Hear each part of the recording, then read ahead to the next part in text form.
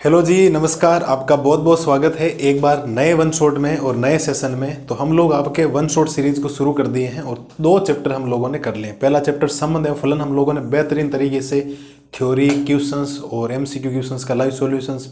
फिर हमने second chapter जो प्रतिलोम त्रिकोणमिति फलन है उसमें भी थ्योरी, उसके एमसीक्यू का लाइव सेशन और क्वेश्चंस का हम लोगों ने वीडियो कंप्लीट पढ़ लिया होगा। और आप लोगों ने भी बढ़िया तरीके से देख के अपने डाउट, जितने भी डाउट थे, क्लियर आप लोगों ने कर लिए होंगे। आज हम आपके सामने एक नया वन शॉट लेकर हाजिर हुए हैं और वो है आपके चैप्टर नंबर 3 का सॉल्यूशंस। अध्याय नंबर 3 अवयव मैट्रिसेज। पूरी बुक अगर आप बात करोगे, पूरे सिलेबस की अगर मैथमेटिक्स में बात करोगे 12th में, सबसे सिंपल चैप्टर एक तो ये है और इसके बाद एक चौथा चैप्टर आएगा सारणिक। क्योंकि अगर आपको ये चैप्टर नहीं आया ना, फिर चौथा चैप्टर नहीं आएगा। इसी चैप्टर से आगे चौथे चैप्टर को बढ़ाए गए हल्के फुल्के नॉर्मल गुणधन वगैरह देकर। इसकी लैंग्वेज भी बड़ी सिंपल है, ज़्यादा कोई समय लगेगा नहीं, घंटे भर के आसपास टाइमिंग रहे, 1 घंटा सवा घंटे की। और क्वेश्चंस इसके अच्छे क्वेश्चंस है, बेसिक सवाल है, एकदम सिंपल से बेसिक मैथमेटिकली कैलकुलेशन आपको आनी चाहिए। तो शुरुआत करते हैं आज के लेक्चर को। और जो चैप्टर का नाम है उस नाम से शुरुआत हम लोग करेंगे, परिभाषा वगैरह एक्चुअल में क्या होती है क्या नहीं। ठीक है, तो हमारे सामने पहली हेडिंग रहेगी अवयव। इस अवयव को हम लोग पढ़ने वाले, तो ध्यान से समझते जाइएगा। फिर हम अवयव के प्रकार वगैरह, गुणा कैसे करते हैं, जोड़ते कैसे, सब हम लोग पढ़ेंगे। अवयव की होता क्या मैं आपको बताता हूँ, समझने का प्रयास करें। एक सपोज दैट आपने ऐसा कुछ बना दिया, ये एक ब्रैकेट बना दिया और यहां लिख दिया आपने a बराबर, यहां आपने कुछ लिख दिया, नंबर लिख दिया, 3 लिख दिया, -2 लिख दिया, 1 लिख दिया, यहाँ 4 लिख दिया, यहाँ 0 लिख दिया और यहाँ पर आपने लिख दिया 10। आपने ऐसा कुछ लिखा यहाँ पर, एक ऐसे लिखा, एक हम लोगों ने यहाँ पर b और लिख दी, 0 हो गया, 1 हो गया, -1 हो गया, 3 -10, यहाँ 20 हो गया, 4 हो गया, 9 हो गया और 8 हो गया। ये हम लोगों ने लिखे। बेसिक चीज़ें हैं, बेसिक फंडामेंटल्स है, धीरे धीरे आप लोग समझते जाइए क्या है क्या नहीं। मैं अगर यहाँ पर बात करूँ ना, तो ये जो चीज़ लिखी गई, ये वाली, ये जो चीज़ लिखी गई, ये मतलब मैं पूरी चीज़ की बात कर रहा हूँ, यहाँ से यहाँ तक ये कंप्लीट, फिर ये कंप्लीट, फिर ये कंप्लीट। इन तीनों को बोला जाता है पंक्तियां। क्या बोला जाता है? पंक्तियां। और पंक्तियों को शॉर्टकट में हम लोग एक सिंबल बोलेंगे एम, क्योंकि इनको रो बोला जाता है। पंक्तियों को हम लोग एम से डिनोट करेंगे। ध्यान रखना, मैं सारी चीजें बेसिक तरीके से बता रहा हूं, आप समझने का प्रयास करें। वैसे ही अगर हम लोग बात करें तो आपके सामने ये जो चीज लिखी, ये वाली, ये हो गई, ये हो गई और ये हो गई। ये आपके क्या कहलाते हैं? स्तंभ कहलाते हैं। क्या कहलाते हैं? स्तंभ। और स्तंभ को बोला जाता है कॉलम, मतलब इसको शॉर्टकट में एन बोला जाएगा। क्या बोला जाएगा? इनको शॉर्टकट में एल बोला जाएगा, एन बोला जाएगा। मतलब ये पंक्ति है और ये मतलब जो ये क्षैतिज रेखाएं जितनी भी होगी ना, ऐसे ऐसे जो लाइन आएगी ये बड़ी, इनको पंक्तियां बोला जाएगा, मतलब रो बोला जाएगा, एम बोला जाएगा। और ये जो खड़ी चीजें होगी इनको स्तंभ यानी कि इनको कॉलम बोला जाएगा। क्या बोला जाएगा? इनको कॉलम बोला जाएगा। और यहाँ जितनी पंक्तियां उन नाम हम लोग दे सकते हैं। कैसे? कि सपोज दैट आप मान के चलिए, ये आपकी पहली पंक्ति है तो इसको हम लोग R1 बोलेंगे, ये दूसरी पंक्ति है तो इसको हम लोग R2 बोलेंगे, ये तीसरी पंक्ति है तो इसको हम लोग R3 बोलेंगे। ये पहला कॉलम है, इसको हम लोग C1 बोलेंगे, ये दूसरा कॉलम है तो इसको C2 बोलेंगे, ये तीसरा कॉलम है तो इसको C3 बोलेंगे। वैसे यहाँ पर अगर आप लोग बात करोगे तो ये पहली पंक्ति है और ये दूसरी पंक्ति है, ये पहला स्तंभ है, ये दूसरा स्तंभ है और ये तीसरा स्तंभ। और अगर आप लोग ध्यान से देखोगे इसमें 2 पंक्तियां हैं तो यहां हम लोग लिखेंगे 2, फिर गुणा का चिन्ह आएगा। और 3 क्या है? स्तंभ है तो यहां हम लोग लिखेंगे 3। इसका मतलब ये 2 गुणा 3 कोटि का एक अवयव है। 2 गुणा 3 कोटि का एक क्या कहलाएगा? अवयव कहलाएगा। इस 2 का मतलब है कि 2 पंक्तियां हैं, 3 का मतलब 3 स्तंभ है। इसका मतलब गुरुजी ये हो गया, इसमें देखो कितनी पंक्तियां, एक पंक्ति, दो पंक्ति, तीन पंक्ति, तो कितनी पंक्तियां, तीन गुणा स्तंभ कितने, तीन स्तंभ, एक स्तंभ, दो स्तंभ, तीन स्तंभ, तो ये हो गया 3 गुणा 3। क्या कहानी पकड़ में आ रही है क्या आपको? धीरे धीरे क्या धीरे धीरे पॉइंट्स कवर अप हो रहे हैं क्या? हर चीज ध्यान से समझते जाना। इसमें दो पंक्तियां थी, पंक्ति हमेशा पहले आएगी, फिर क्या लिखा जाएगा, स्तंभ। अब अवयव को शॉर्टकट में कैसे लिखा जाएगा वो ध्यान से सुनना। ए बराबर इसको लिखा जाएगा ए आई जे और m गुणा n। इस अवयव को ऐसे लिखा जाएगा ए आई जे एम गुणा n। और आपको सर ये i क्या है,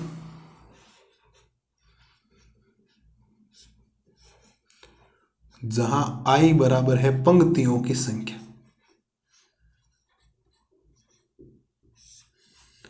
i बराबर क्या है आपके, पंक्तियों की संख्या, और j बराबर क्या है, स्तंभों की संख्या। भाई वो रट्टी रट्टी परिभाषा नहीं है कि आयताकार विन्यास होता है, ये होता है, उससे कोई मतलब नहीं। और बराबर में इसको हम m भी बोलेंगे, इसको क्या बोलेंगे, n।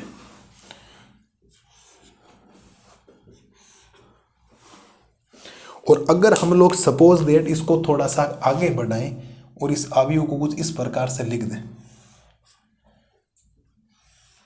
सपोज दैट इसकी कोटि हो जाएगी m गुणा n, तो पहले वाले में यहाँ a11 आएगा, फिर a12 आएगा, फिर a13 आएगा, ऐसे चलता ही जाएगा, खत्म होगा ही नहीं कभी। फिर यहाँ a21 आएगा, यहाँ a22 आएगा, यहाँ a23 आएगा, ये भी चलता जाएगा। यहाँ पर a31 आएगा, a32 आएगा, a33 आएगा, डॉट डॉट, ये भी चलता जाएगा। नीचे भी ये डॉट डॉट चलेगा, ये भी नीचे डॉट डॉट चलेगा, ये भी नीचे डॉट डॉट चलेगा। मतलब रुकने का नाम नहीं लेगा। रुकने का नाम कैसे होगा, पहले पता होगा कि कितनी पंक्तियां लेनी। अगर इसने बोल दिया 2 पंक्तियां लेनी तो हम लोग 2 में रुक जाएंगे, 3 स्तंभ लेने 3 पर यहाँ रुक जाएंगे। अनंत का मतलब है ये चलता ही जाएगा, आप इसको रोक नहीं सकते। अनंत का मतलब होता है इसको रोक नहीं सकते, ये बात आप ध्यान रखना। अब अगर मैं आपसे बात करूं कुछ कि अगली हेडिंग में आपको पढ़ाऊं अवयव की कोटि, क्या पढ़ाऊं, अवयव की कोटि।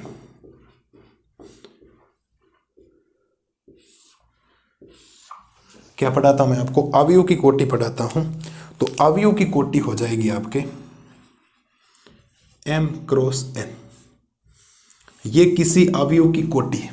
जैसे बोल दे ये अवयव कितनी कोटि का है, तो आप कहोगे सर ये 2 गुणा 3 कोटि का अवयव है। ये अवयव कितनी कोटि का है, तो 3 गुणा 3 कोटि का अवयव है। पहले वाला 2 गुणा 3 कोटि का अवयव है, दूसरे वाला 3 गुणा 3 कोटि का अवयव है। इस बात को विशेष तौर पर ध्यान रखना आप लोग, ठीक है। और ये बात तो आपके सामने होगी। दूसरी बात, मैं आपको एक बात बताता हूँ, समझने का प्रयास करना। मैं आपको एक छोटा सा एग्जाम्पल देकर समझाता हूँ, समझने का प्रयास करना। एक हम लोग ए अवयव ए लिखते हैं और जिसके अंदर लिख देते हैं 3 4 5 -1 3 2 -1 0, और ये 0 -5 4 और 1, ये आपने लिख दिया। सपोज दैट XYZ, फर्क कुछ नहीं पड़ेगा, कैसे लिखो आपके सामने एग्जाम्पल आएगा, सारी चीजें हो जाएगी। ये जो चीज लिखी गई है ना, ये वाली, इसमें आपसे पूछ ले कि इस अवयव की कोटि कितनी है। क्या पूछ ले, अवयव की कोटि। तो सबको पता है कि अवयव की कोटि होती है m गुणा n। अवयव की कोटि क्या होती है, m गुणा n होती। और m क्या होता है साहब, यहाँ पर m क्या होता है, m यहां होता है कितनी पंक्तियां। तो गिन लो भाई, पंक्तियां गिन सकते हैं ना, पहली पंक्ति, दूसरी पंक्ति और तीसरी पंक्ति, तो ये हो जाएगा 3। यहां पर m का मान तो 3 आ गया।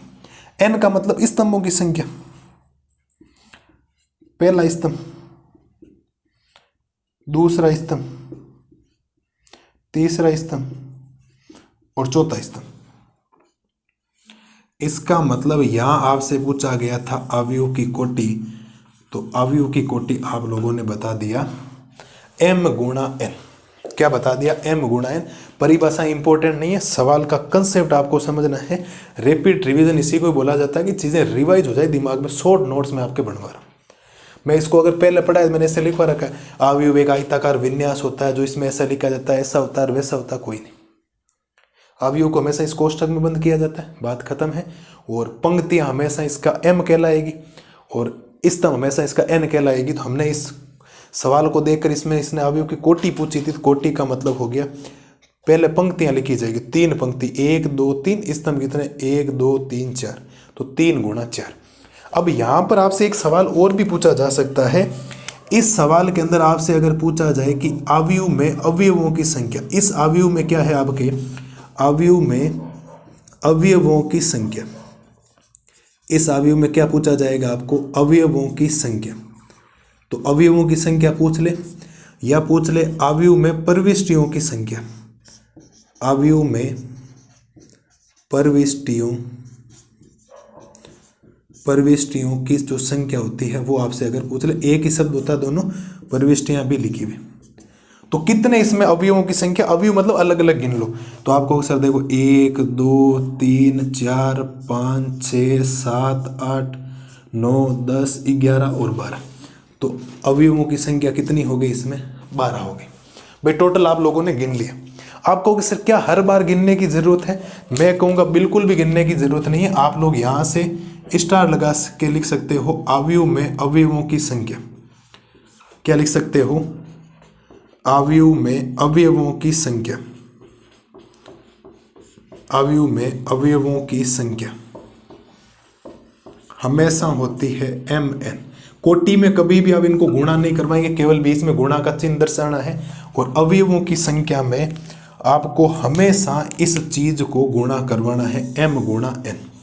तो कहने का तात्पर्य यह था कि इस सवाल में आपने 12 अवयव गिने थे, लेकिन गिनने की जरूरत ही नहीं थी। क्यों नहीं थी?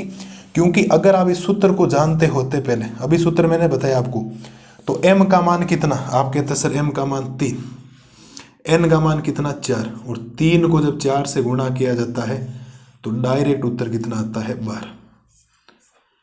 डायरेक्ट उत्तर कितना आता है? 12। इस बात को आप लोग ध्यान रखेंगे सब, ठीक है। अवयव को हमेशा कैपिटल लेटर से लिखा जाता है, बड़े अक्षर से। उसके अवयव जो अंदर होते हैं उनको स्मॉल लेटर्स। ये सारी बातें हैं जो बेसिक सी है, लेकिन आपको दिमाग में ये ध्यान रखना है कि अवयव को लिखा कैसे जाता है, अवयव एक्चुअल में काम कैसे करता है। आई जे का मतलब, अगर किसी ने बोल दिया ना कि A21, तो A21 का मतलब सीधा होना चाहिए दूसरी पंक्ति का पहला स्तंभ। देख लो, दूसरी पंक्ति का पहला स्तंभ। किसी ने बोल दिया A33, A33 का मतलब है तीसरी पंक्ति का तीसरा स्तंभ। A33 का मतलब है तीसरी पंक्ति का तीसरा स्तंभ। A32 का मतलब है तीसरी पंक्ति का दूसरा स्तंभ, तीसरी पंक्ति का दूसरा स्तंभ। जहां पर आपको पहुंचने के लिए बोले वहां पर आप लोग पहुंच सकते हो, उसका मान आपको निकालना। क्या क्लियर हुई? क्या ये बातें आपको ध्यान रखनी है। और मैंने जो आपको ये चीजें लिखवाई है ना, ये इंपॉर्टेंट है, सबसे ज्यादा इंपॉर्टेंट ये है। और इसका एक जो ये सामान्य रूप होता है वो आपको ध्यान रखना। AIJ m गुणा n, m गुणा n उस अवयव की क्या कहलाएगी? कोटि कहलाएगी। और mn क्या कहलाएगी? अवयव में अवयवों की संख्या कहलाएगी। ये आपके जितने अवयव के कंसेप्ट हो सकते हैं ना, कि अवयव की हम लोग शुरुआत कैसे करें, अवयव को एक्चुअल में पढ़े कैसे, वो आपके सामने बेसिक बातें हैं। क्षैतिज रेखाएं आपके अवयव की पंक्तियां कहलाती है, ऊर्ध्वाधर रेखाएं अवयव के स्तंभ कहलाते हैं। क्षैतिज रेखाएं अवयव के पंक्तियां कहलाती है और ऊर्ध्वाधर रेखाएं अवयव के स्तंभ कहलाते हैं। पंक्तियां पहले लिखी जाएगी फिर स्तंभ लिखा जाता है, इस बात को ध्यान रखना। हमेशा पहले पंक्तियों की संख्या आएगी फिर स्तंभों की संख्या आएगी। पहले स्तंभ आएगा फिर पंक्तियां, पहले पंक्तियां आएगी फिर स्तंभ आएगा। तो पंक्तियों की संख्या को हम लोग लिखेंगे m से, स्तंभों की संख्या को हम लोग लिखेंगे n से। ये बात मैंने यहाँ पर क्लियर कर दी है। पंक्तियों की संख्या बराबर m भी होता है और पंक्तियों की संख्या बराबर i भी होता है। स्तंभों की संख्या बराबर n भी होता है, स्तंभों की संख्या बराबर j भी होता है। अवयव की कोटि क्या होती है? m cross n। अवयव की कोटि क्या होती है? m cross n। और अवयव में अवयवों की संख्या होती है mn, या आप कह सकते हो परिवेष्टियों की संख्या भाग 1। मेरे हिसाब से प्रत्येक लाल और लाली को शानदार तरीके से आपको अवयव के कंसेप्ट समझ में आने चाहिए।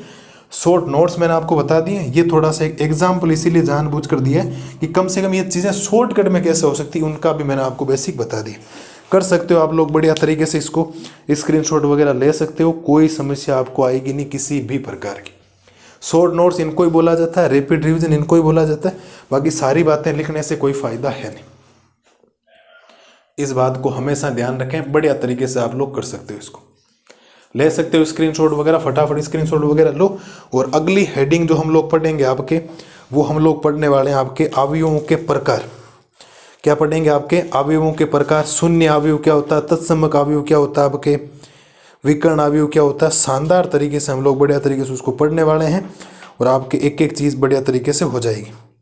ठीक है, क्या क्या चीज़ें हो सकती है? ऐसे अवयवों के खूब प्रकार हो सकते हैं, लेकिन एनसीईआरटी को मद्देनजर रखते हुए आपके बोर्ड में कैसा सवाल पूछा जा सकता है उसको हम लोग करेंगे। पहला आप इसका स्क्रीनशॉट लो फटाफट। ये शॉर्ट नोट्स ही मान सकते हो आप लोग, कैसे हैं कैसे नहीं। करो करो इसको फटाफट करो सब।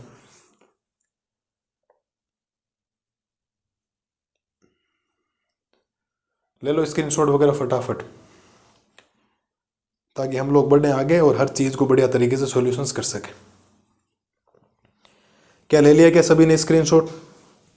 अब अगली हेडिंग में हमें पढ़ने आपके जो अवयव के जो प्रकार है ना, उनको बढ़िया तरीके से पढ़ना है कि अवयव के कौन कौन से प्रकार हो सकते हैं, कौन कौन से नहीं हो सकते, उनको एकदम डिटेल से और बढ़िया तरीके से उनको पढ़ना, शानदार तरीके से उनको पढ़ना। ठीक है, तो उम्मीद है कि अवयव की कोटि वगैरह आपके अच्छी तरीके से समझ में आ गई होगी, अवयवों की संख्या वगैरह। इनके ज़्यादातर क्वेश्चंस एबीसीडी और एमसीक्यू में आते हैं, वो हम लोग जब कल लाइव क्लास आएगी, आज शाम को आपकी लाइव क्लास आएगी, उसके अंदर सारे क्लियर हो जाएंगे। तो बढ़िया तरीके से ये करो। अगली स्लाइड में हम लोग आपके पढ़ते हैं अवयवों के प्रकार। अब देखो हम लोग आपके पढ़ते हैं अवयवों के प्रकार, और अवयवों के प्रकार हेडिंग हो जाएंगे। ज़्यादा प्रकार नहीं, ऐसे तो खूब सारे प्रकार होते हैं 15 के आसपास, लेकिन जितने एनसीईआरटी में हैं वो हम लोग पढ़ लेते हैं। आप इतने पढ़ लेना तो भी मैं आपको मान लूँगा कि आपको सारी चीज़ें याद हैं। और अवयवों के प्रकार में पहला हम लोग पढ़ेंगे आपके पंक्ति अवयव। क्या पढ़ेंगे? पंक्ति अवयव। अभी हम लोगों ने पंक्ति और स्तंभ के बारे में पढ़ा था। तीन हम लोग साथ के साथ में पढ़ेंगे, मैं आपको तीनों बता देता हूँ। फिर हम लोग पढ़ेंगे आपके स्तंभ अवयव। क्या पढ़ेंगे? स्तंभ अवयव। और तीसरा हम लोग पढ़ेंगे वर्ग अवयव, और सबसे इंपॉर्टेंट है, इन तीनों को हम लोग पढ़ लेते हैं बढ़िया तरीके से। अब परिभाषा है, छोटी छोटी लिख देता हूं। ऐसा अवयव, ऐसा अवयव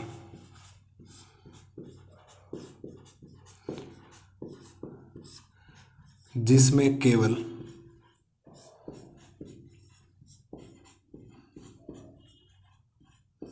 एक पंक्ति हो। ऐसा अवयव जिसमें केवल एक पंक्ति होनी चाहिए, एक से ज्यादा पंक्ति होनी ही नहीं चाहिए। स्तंभ कितने हो सकते हैं, पंक्ति कितनी होनी चाहिए, एक होनी चाहिए। इसका मतलब हम लोग ये कह सकते हैं, 2 लिख दिया, 4 लिख दिया, -5 लिख दिया। कितनी कोटि का है ये? 1 गुणा 3। क्या हो जाएगा? 1 गुणा 3। शॉर्टकट में अगर इसको मैं लिखूं ना, ए बराबर इसका सामान्य रूप, तो AIJ 1 गुणा n।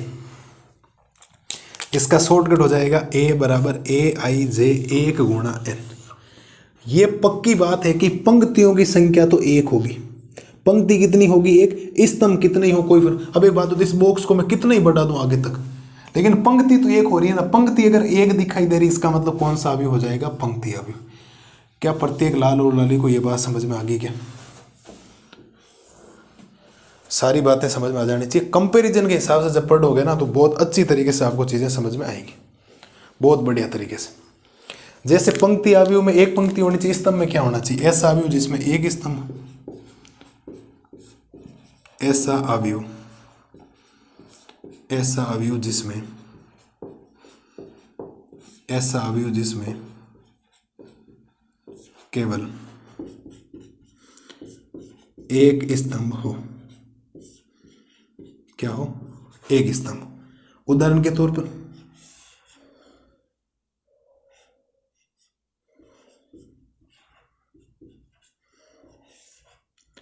ये 4 गुणा ए कोटि का है, क्योंकि इसमें 4 पंक्तियां होगी, देख लो 1 2 3 4, लेकिन ये स्तंभ दोबारा नहीं आना चाहिए, एक आना चाहिए, पंक्ति एक आनी चाहिए। इसका भी शॉर्टकट होता है, ए बराबर ए आई जे एम गुणा 1। यहां पर पंक्ति एक होनी चाहिए, स्तंभ कितने भी हो सकते हैं, यहां पर पंक्तियां कितनी भी हो सकती है, स्तंभ एक होना चाहिए। इसका सामान्य रूप है ये। सबसे इंपॉर्टेंट है वर्ग अवयव। परिभाषा हो जानी चाहिए आपको याद। ऐसा अवयव जिसमें पंक्तियों तथा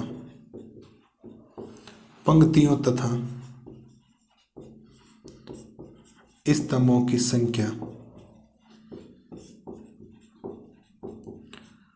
समान हो। ऐसा अवयव जिसमें पंक्तियों की संख्या और स्तंभों की संख्या क्या होनी चाहिए, बराबर। तो पंक्तियों की संख्या m बराबर होनी चाहिए स्तंभों की संख्या n के। मतलब ऐसा अवयव आपको लिखना है जिसके अंदर जितनी पंक्तियां होगी उतने क्या होने चाहिए, स्तंभ होने चाहिए। मैं आपको उदाहरण के तौर पर बताता हूं कि अगर मैंने ए उदाहरण आपको लिखा तो ए लिख दिया 2 -3 -1 और 0। फिर एक बी अवयव आपके सामने लिख दिया जिसके अंदर लिख दिया 3 4 5 -6 7 0 -5 4 और क्या लिख दिया 3 लिख दिया। ध्यान से देखो, इस अवयव की जितनी पंक्तियां हैं उतने स्तंभ है, क्योंकि ये 2 गुणा 2 कोटि का वर्ग अवयव है, ये 3 गुणा 3 कोटि का वर्ग अवयव है।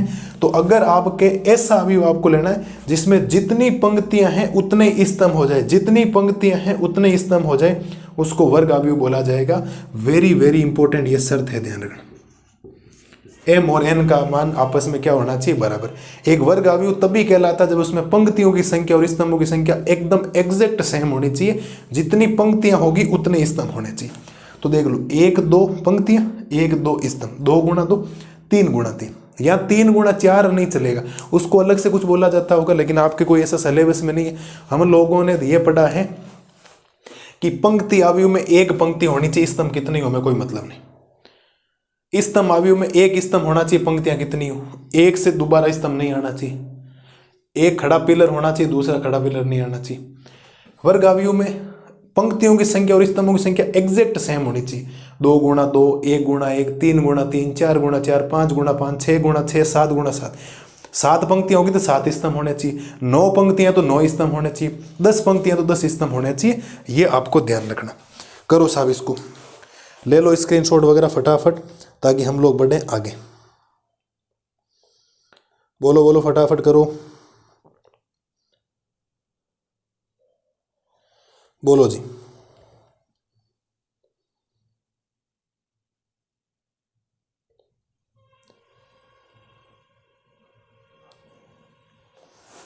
क्या क्लियर है क्या यहां तक?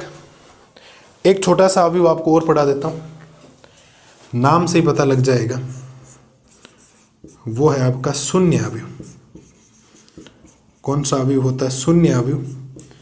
इसको कहीं की किताबों में रिक्त अवयव भी बोला गया।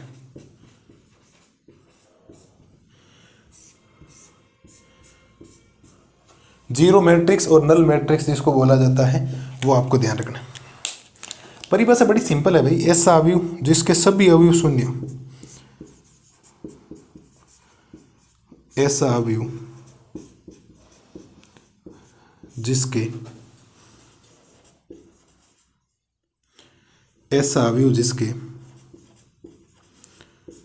सभी अवयव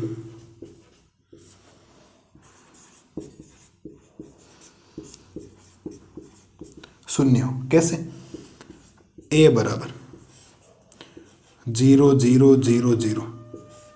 एक वर्ग अवयव होना चाहिए, जितनी पंक्तियां होंगी उतने स्तंभ होने चाहिए। आपने लिख दिया। एक आप लोगों ने बी बराबर और लिख दिया। जितनी पंक्तियों में 0 0 0 0 0 0 0 0 0 0 और ये 0, तो ये 3 गुणा 3 कोटि का हो गया। ये आपके हो जाएगा 2 गुणा 2 कोटि का। तो ये शून्य अवयव है आपके सामने, जो मैंने आपके लिए लिख दिया है। आप आराम से पढ़ सकते हो। जिसका प्रत्येक अवयव क्या होना चाहिए या सभी अवयव क्या होने चाहिए, जीरो होने चाहिए। और शून्य को हमेशा ये जो रिक्त है इसको दर्शाने का तरीका होगा कैपिटल ओ, या इसको जीरो भी बोला जाता है। क्या बोलोगे आप इसको, ओ बोलोगे। क्या बोलने वाले हो आप लोग इसको, ओ बोलने वाले। क्या ये आपको 3 समझ में आए कि नहीं आए? आगे अब बचे हुए ज़्यादा नहीं है, टोटल आपके जो प्रकार है वो है 7। शून्य मैंने पढ़ा दी, 3 अगली स्लाइड में पढ़ाता हूँ। विकर्ण आव्यूह, अदिश आव्यूह और तत्समक आव्यूह। विकर्ण आव्यूह, अदिश आव्यूह और तत्समक आव्यूह इस चैप्टर में सबसे इंपॉर्टेंट वही है, उनको हम लोग बढ़िया तरीके से करेंगे। बेसिक बातें सारी इंपॉर्टेंट है, लेकिन आपके रिवाइज में आपको करवा रहा हूँ, शॉर्टकट में आप लोग लिख सकते हो, कोई समस्या आपको किसी प्रकार की आएगी नहीं। मेरा वादा है आप लोगों से, आप बढ़िया तरीके से एक एक चीज़ को बढ़िया तरीके से क्लियर कर सकते हो। क्या आपके अवयवों के प्रकार में 4 प्रकार क्लियर हुए कि नहीं हुए? क्या बात समझ में आई कि नहीं आई? आपको स्क्रीनशॉट वगैरह ले सकते हो आप लोग। और अगली स्लाइड में 3 महत्वपूर्ण और हैं, अदिश आव्यूह, विकर्ण आव्यूह और तत्समक आव्यूह मुझे पढ़ाने हैं। और तीनों को कंपैरिजन पढ़ा देता हूँ, क्योंकि यहाँ जगह भी नहीं है, फालतू में मतलब सही रहेगा भी नहीं। करो साहब, इसको करो फटाफट बढ़िया तरीके से, कोई समस्या आपको नहीं आएगी, मेरी गारंटी। बोलो, बात क्लियर हो गई क्या आपके?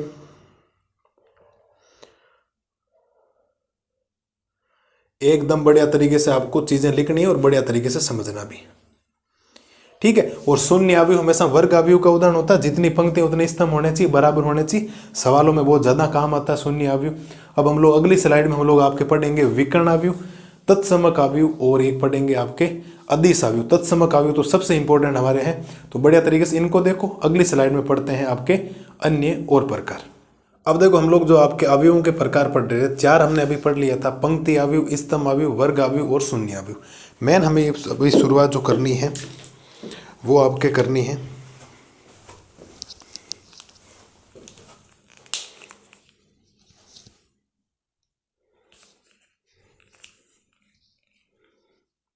अब देखो, हम लोग आपके अवयवों के प्रकार में आगे कुछ चीजें और पढ़ते हैं। अभी हमने 4 पढ़ लिए थे, पंक्ति आव्यूह, स्तंभ आव्यूह, वर्ग आव्यूह और शून्य आव्यूह। और हमारी जो 5 नंबर हेडिंग है वो है आपके विकर्ण आव्यूह के। अवयवों के प्रकार में जो 5 नंबर होता है वो है आपका विकर्ण आव्यूह। कौन सा आव्यूह है? विकर्ण आव्यूह। धैर्य से पढ़ते जाएं, समझते जाएं। परिभाषा में लिख देता हूं आपके सामने। ऐसा आव्यूह या ऐसा वर्ग आव्यूह, ध्यान रखना वर्ग आव्यूह होता है हमेशा। ऐसा वर्ग आव्यूह जिसमें विकर्ण के अलावा, जिसमें विकर्ण के अतिरिक्त, विकर्ण के अतिरिक्त सभी अवयव शून्य हो। अब विकर्ण का मतलब क्या होता है मैं आपको बताता हूं, थोड़ा समझना ध्यान से। मैंने सपोज दैट एक आव्यूह लिख दिया आपके 3 गुणा 3 कोटि का, क्योंकि वर्ग आव्यूह है तो जितनी पंक्तियां होगी उतने स्तंभ आपको करने पड़ेंगे। इसमें तो कोई दो राय है ही नहीं आपके, क्योंकि जितनी पंक्ति उतने वर्ग आव्यूह का उदाहरण होता है विकर्ण आव्यूह। अगर आप लोग ये लोगे, तत्समक आव्यूह हो गया, अदिश आव्यूह हो गया, सारे के सारे क्या आपके वर्ग आव्यूह के ही उदाहरण, ध्यान रखना। अगर आप लोगों ने ये लिया, विकर्ण का मतलब होता है हमेशा इस साइड में विकर्ण यहां बनेगा। विकर्ण के अतिरिक्त सभी अन्य अवयव शून्य होने चाहिए। विकर्ण कुछ भी हो सकता है, आपने ले लिया 2 0 0 0 4 0 0 0 और 1, ये सब ध्यान रखना, ये विकर्ण कहलाएगा। क्योंकि काफी बच्चों के दिमाग में ये रहता है, ये आपका क्या कहलाएगा? विकर्ण कहलाएगा। क्या कहलाएगा? विकर्ण कहलाएगा। क्या कहलाएगा? विकर्ण। इस बात को ध्यान रखना, विकर्ण हमेशा ये होगा, आप इसको मत बोल देना विकर्ण, ये विकर्ण नहीं। विकर्ण में कोई भी अवयव हो सकता, सब अलग अलग होने चाहिए, ध्यान रखना, सब अलग अलग होने चाहिए, क्योंकि सेम होती कुछ अभी और मैं नाम बताऊंगा, समझना। इसी चीज को हम लोग आगे बढ़ाएंगे। विकर्ण अवयव के अतिरिक्त अगर सभी अन्य अवयव आपके क्या है? 0 है। मैं इस एग्जाम्पल को थोड़ा सा आगे बढ़ाता हूं, समझने का प्रयास करें। इस एग्जाम्पल को थोड़ा सा बढ़ाते हैं आगे। आगे बढ़ाने का मतलब हो गया, मैंने यहां लिख दिया 3 0 0 0 3 0 0 0 3। आप अगर इस बार ध्यान से देखोगे तो इस बार ये जो विकर्ण है, इस विकर्ण में अवयव सेम है। यहां सेम नहीं था, अन्य सभी जीरो है, यहां सेम है, अन्य अवयव जीरो है। और ये कितनी बाई कितनी कोटि का है? 3/3 कोटि का है। और अगर आपके विकर्ण के अन्य अवयव जीरो और विकर्ण में समान अवयव हो तो उसको आप बोलते हो अदिश अवयव। क्या बोलते हो? अदिश अवयव। यहां सब जगह सेम होना चाहिए। सपोज दैट यहां पर -3 हो जाता, अभी एक बार के लिए मान लीजिए। अब ये अदिश अवयव नहीं, अब ये विकर्ण अवयव है, क्योंकि विकर्ण अवयव में अवयव जो है वो अलग अलग होने चाहिए, समान है। इसका मतलब क्या है आपका? अदिश अवयव। आप कुछ भी लिख सकते हो। अगर आपने 31 लिख दिया, इधर 31 लिख दिया, इधर 31 लिख दिया, तो भी आपका अदिश अवयव है। आपने कुछ भी अगर अलग लिख दिया। अब मैं इसको थोड़ा सा आगे बढ़ाता हूं। आगे कैसे गुरुजी? आगे ये हो जाएगा कि बना तो 3/3 कोटि का ही रहा। मैंने लिख दिया 1 0 0 0 1 0 0 0, क्या हो गया? 1। यहां पर भी विकर्ण आया, लेकिन इस बार विकर्ण में क्या आया है? 1 आया। और जब विकर्ण में 1 आ जाए उसको बोला जाता है तत्समक अवयव। क्या बोला जाता है? तत्समक अवयव, जिसको शॉर्टकट में हम लोग आई से दर्शाएंगे। किससे दर्शाएंगे साहब? आई से दर्शाएंगे। मुझे नहीं लगता इसमें कोई आपको समस्या होगी। मेरे हिसाब से बढ़िया तरीके से समझ में आ जाना चाहिए। परिभाषा मैं आपके सामने लिख देता हूं।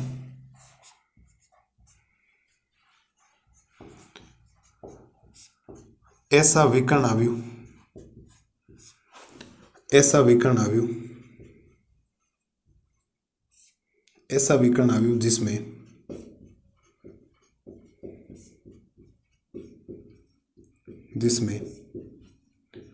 विकर्ण के सभी अवयव समान हो। सभी अवयव क्या होने चाहिए? समान। विकर्ण में समान होने चाहिए। विकर्ण में अलग अलग है, इसका मतलब क्या कहलाएगा? विकर्ण अवयव। विकर्ण में एक जैसे हैं, अदिश अवयव। विकर्ण में एक एक दिखाई दे रहा, एक के अलावा कुछ भी दिखाई नहीं दे, तत्समक अवयव। आप लिख दोगे विकर्ण का प्रत्येक अवयव एक हो, अन्य सभी अवयव शून्य हो। बात खत्म। ये लो सब। विकर्ण के सभी अवयव अलग अलग हैं, बाकी सभी जीरो हैं। विकर्ण को छोड़कर विकर्ण हमेशा ये आएगा, ध्यान रखना। इस तरफ विकर्ण नहीं आएगा। विकर्ण में अगर अलग अलग है, इसका मतलब बाकी सब जीरो दिखाई दे रहे हैं, उसको आप विकर्ण अवयव बोलोगे। लेकिन अगर मैंने सेम सेम बना दिया, इधर भी 2, इधर भी 2, इधर भी 2, या इधर 4, इधर 4, या इधर 4, तो विकर्ण में सेम टू सेम अवयव हुए नहीं, समान अवयव हुए कि नहीं हुए, उसको बोला जाएगा अदिश अवयव। क्या बोला जाएगा? अदिश अवयव। लेकिन अगर ये सब जगह एक एक हो गया, इधर एक, इधर एक, इधर एक के अलावा कुछ भी नहीं, -1 भी नहीं होना चाहिए, प्लस का क्या होना चाहिए? 1। अगर एक एक है उसको बोला जाएगा तत्समक अवयव, जिसको आई से लिखेंगे। ये 3/3 कोटि का है, 1 0 0। 2/2 कोटि क्या हो जाएगा? 1 0 0 1, 1 0 0 1, क्योंकि वहां पर अदिश अवयव में आपको, सॉरी, तत्समक अवयव में विकर्ण में प्रत्येक अवयव 1 होना चाहिए, अन्य सभी क्या होने चाहिए? 0। मुझे नहीं लगता कि आपको कोई दिक्कत आएगी। मैंने आपको एकदम शॉर्टकट में सारी चीज़ें बता दी है। वो 5 नंबर था, ये 6 नंबर था, ये 7 नंबर था, और ये हमारे सबसे ज़्यादा काम का है, क्योंकि आई के बारे में हमें ज़्यादातर बातें करनी होती। आप ले सकते हो स्क्रीनशॉट वगैरह। अगली स्लाइड में हम कुछ बातें और करेंगे, और वो आपके आएगी अवयवों के कुछ गुणधर्म आएंगे। 2 अवयवों को जोड़ते कैसे हैं, 2 अवयवों को घटाते कैसे हैं, और 2 अवयवों का गुणा कैसे किया जाता है, वो भी आपको समझाना पड़ेगा मेरे को।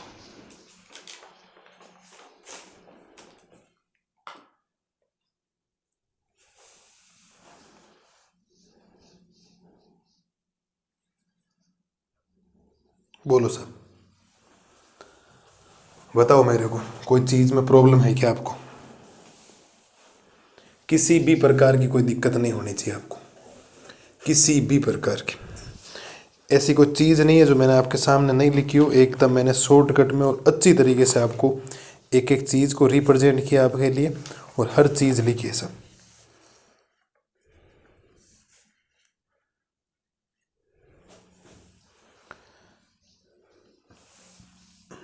क्या समझ में आ गया? क्या ले लिया? क्या स्क्रीनशॉट वगैरह? विकर्ण हमेशा ध्यान रखना, विकर्ण हमेशा ये होता है, इधर कभी भी विकर्ण नहीं होगा। विकर्ण में प्रत्येक अवयव अलग अलग है, बाकी जीरो है, विकर्ण अवयव हो जाएगा।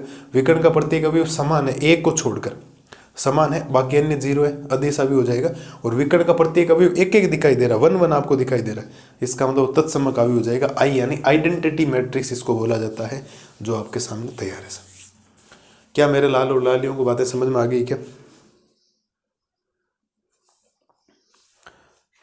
अब हमें कुछ अवयवों पर संक्रियाएं पढ़नी, जैसे गुणा कैसे जोड़ेंगे, कैसे इनको गुणा कैसे करेंगे, इस बात को ध्यान रखना है ना। कुछ बेसिक बातें हैं, ज़्यादा है नहीं, लंबी चौड़ी बातें, फटाफट बताता हूँ आपको। और गुणा करना इम्पोर्टेंट है ज़्यादा इसके अंदर। और फिर अवयव का परिवर्त पढ़ना, आपको क्या पढ़ना है? अवयव का परिवर्त पढ़ना है। और फिर सम्मित और विषम सम्मित पढ़ना। तो ज़्यादा कोई लंबा लेक्चर होने वाला नहीं है, ज़्यादा कोई बड़ा लेक्चर नहीं होगा कि आपको ऐसी चीज़ें नहीं होगी जो समझ में नहीं आएगी। हम लोग इजी वे में कर लेंगे इस चैप्टर को, बड़ा सिंपल है। मैंने बोला था ना, पूरी किताब का सबसे सिंपल चैप्टर अगर माने ना, तो वो रेखिक प्रोग्रामन ग्राफ के बाद में ये होता है। ये बात आप लोग ध्यान रखना। क्या आपको ये बातें क्लियर हो गई? क्या तो बढ़िया तरीके से ये करो। अगली स्लाइड में हम लोग आपके अवयव की कुछ और बातें हैं, उनको हम लोग करते हैं अगली स्लाइड में। अब देखो, हम लोग जो अवयव है उसके बारे में कुछ और बातें करते हैं। हम लोग अवयव के संक्रियाएं पढ़ने से पहले दो अवयवों की तुलना हम लोग पढ़ेंगे।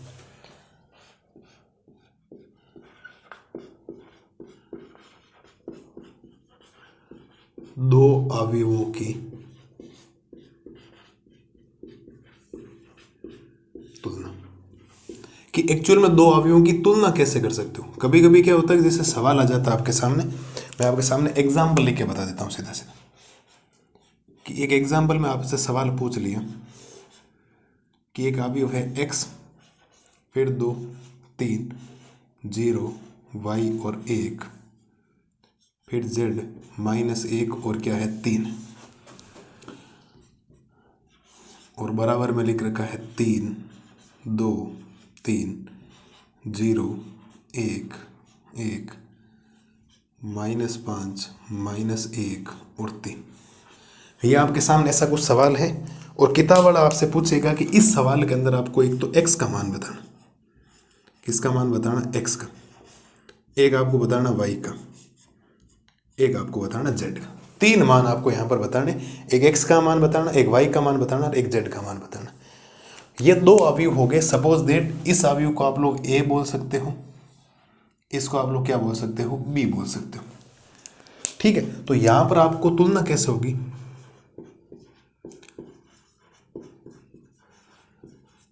दो अवयव a व b समान होंगे यदि उनकी कोटियां समान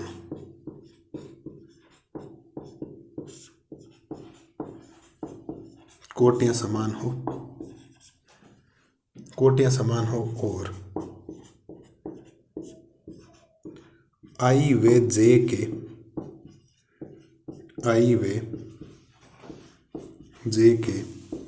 प्रत्येक मान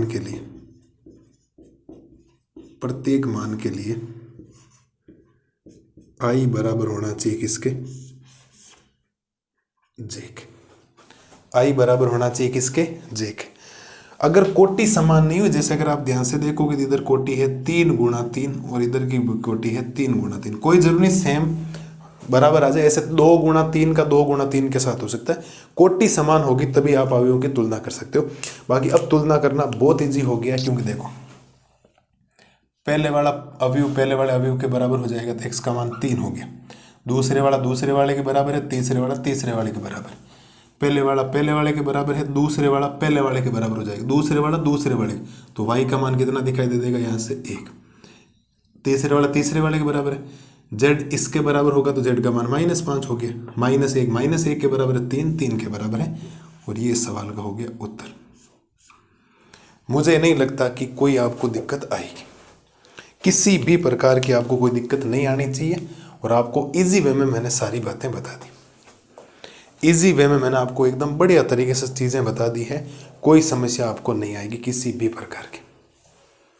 ये है आपके अवयवों की तुलना, कि दो अवयवों की तुलना कैसे की जाती, कि दो अवयवों को एक्चुअल में तुलना कैसे की जाती है। तुलना करके ज़्यादातर मान हम लोग ऐसे ही पढ़ते हैं, इन सवालों को ज़्यादातर हम लोग पढ़ेंगे।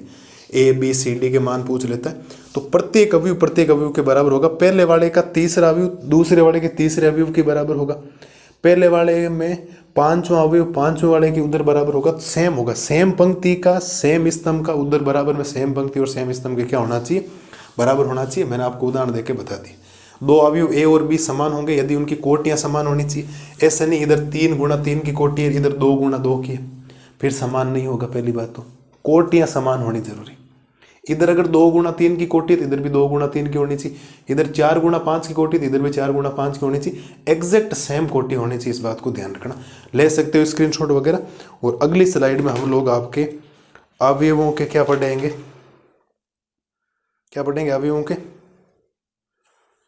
अरे बोलो क्या पढ़ेंगे, अवयवों पर संक्रियाएं पढ़ेंगे। और संक्रियाओं में हम लोग 2-3 कुछ पढ़ने वाले हैं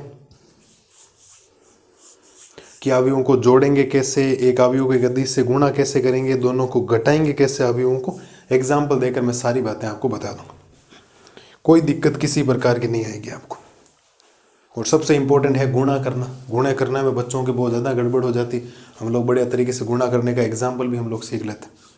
ले लो सब स्क्रीनशॉट वगैरह लो फटाफट इसका, कोई ज़्यादा समस्या होनी नहीं चाहिए किसी प्रकार की, सिंपल सिंपल है एकदम। ठीक है, तो बढ़िया तरीके से ये करो। अगली स्लाइड में हम लोग पढ़ते हैं आपके अवयवों पर संक्रिया। अब देखो हम लोग पढ़ते हैं आपके अवयवों पर संक्रियाएं कैसे काम में करेगी। ठीक है, तो अगली हेडिंग है आपके 4 बेसिक बातें मैं एक साथ बता देता हूँ, फिर गुणा वाला पूरा अलग बताऊँ, क्योंकि गुणा में बच्चों के बहुत ज़्यादा कन्फ्यूजन रहता है। अवयवों पर संक्रिया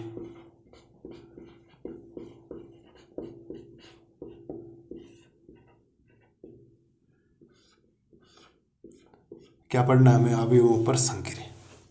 और अवयवों पर संक्रियाएं कैसे काम में करेगी वो समझने का प्रयास करना। पहले मैं 2 एग्जाम्पल आपके सामने लिख देता हूं, फिर हम लोग बेसिक बातें कर लेंगे। आप एक एग्जाम्पल के तौर पर समझना साहब, ऑलमोस्ट मैं सारी बातें आपको यहां बता दूं, गुणा भी साथ में बता दूं, चिंता मत करो आप लोग। सपोज दैट ए बराबर आपके पास है 2, 3, 4 और 9 तथा b बराबर आपके हैं 1, 0, 3 और 7। ये हमारे पास 2 अवयव हैं। और मैं बात बताता हूँ, 2 अवयवों को अगर आपको जोड़ना है तो उनकी कोटि समान होनी चाहिए। 2 अवयवों को घटाना है तो भी उनकी कोटि समान होनी चाहिए। गुणा के लिए कुछ अलग मेथड है। 2 अवयवों को अगर जोड़ना है या 2 अवयवों को आपस में घटाना है तब दोनों की कोटि क्या होनी चाहिए, समान होनी चाहिए। इस बात को ध्यान रखना। मुझे एक बात बताना आप लोग, मैं अगर यहां से आपसे पूछ लूं कि a प्लस बी क्या होगा, या मैं आपसे यहां पर पूछ लूं a माइनस बी क्या होगा, तो a का मतलब 2, 3, 4 और ये हो जाएगा 9। फिर प्लस में b का मतलब हो जाएगा आपके पास 1, 3, 0 और 7। घटाने का मतलब प्लस की जगह क्या आ जाएगा, माइनस आ जाएगा। और घटाना बड़ा सिंपल है साहब, जोड़ना और घटाना जो बेसिक बातें आप लोग पढ़ते हो ना वही आपको करनी। 1, 0, 3 और 7। पहले हम लोग इन दोनों को पढ़ लेते हैं, क्या आएगा क्या नहीं आएगा। मुझे आप लोग एक बात बताना, इन दोनों अवयवों को जोड़ने का मतलब है पहले वाला पहले वाले के साथ जुड़ेगा, दूसरे वाला दूसरे वाले के साथ जुड़ेगा, तीसरे वाला तीसरे वाले के साथ जुड़ेगा, तीसरे वाला चौथे वाले के साथ जुड़ेगा। तो कहने का मतलब यह है कि हमेशा ये अवयव जुड़ेंगे, हमेशा ये अवयव जुड़ेंगे, हमेशा ये अवयव जुड़ेंगे, हमेशा ये अवयव जुड़ेंगे। तो देखो 2 और 1 कितना हो गया 3, 3 और 0 कितना हो गया 3, 4 और 3 कितना हो गया 7, 9 और 7 कितना हो गया 16। और ये जो आपने लिखा है ना वो है आपके अवयवों का योग। शॉर्टकट इसको ही बोला जाता है। फालतू इतनी बड़ी बड़ी रामायण लिखने से मतलब क्या, बेसिक जोड़ना आना चाहिए आपको, कोई समस्या नहीं। अब ध्यान देना, अवयवों का योग हो गया, जोड़ना कैसे, सेम प्रोसेस है। वैसे ही घटाना सा, बेसिक सा घटाना, आपको क्या समस्या। मैंने ये अवयवों का योग लिखा, मैंने ये नहीं लिखा दो को जोड़ना, आप अनंत अवयवों को जोड़ सकते हो। पहले वाले के प्रत्येक अवयव के साथ दूसरे वाले के प्रत्येक अवयव के साथ जुड़ेगा। घटाना देखो, 2 में से 1 जाएगा तो 1 बचेगा। भाई देखो 2 में से 1 जाएगा, 3 में से 0 जाएगा, 3 बचेगा। 4 में से 3 जाएगा, 1 बचेगा। 9 में से 7 जाएगा, कितना बचेगा, 2 बचेगा। और इनको बोला जाता है अवयवों का अंतर। क्या बोला जाएगा, अवयवों का अंतर।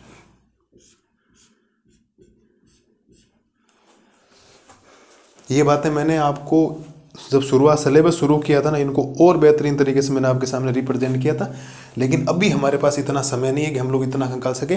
बेसिक आपके दिमाग में ये होना चाहिए, इनको जोड़ते कैसे, आप कैसे जोड़ेंगे, कैसे करें। हम लोग खूब सारे क्वेश्चंस, हमारे एग्जाम्पल्स हैं, उनको करेंगे तो आपके दिमाग में और चीज़ें हो जाएगी।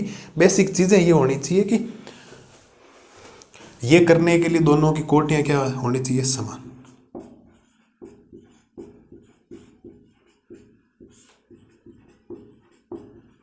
कोटियाँ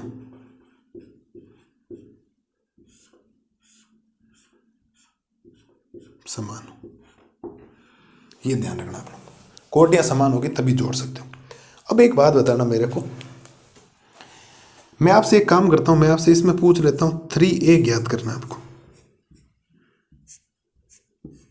आपको सर ये कैसे ज्ञात होगा, तो बड़ा सिंपल है, केवल बेवकूफ़ बनाने की बात है। कैसे, 3 की जगह 3 रख दो और a की जगह a रख दो। a कितना है, 2, फिर 3, फिर 4 और फिर 9, बराबर लिखोगे, कुछ भी नहीं है।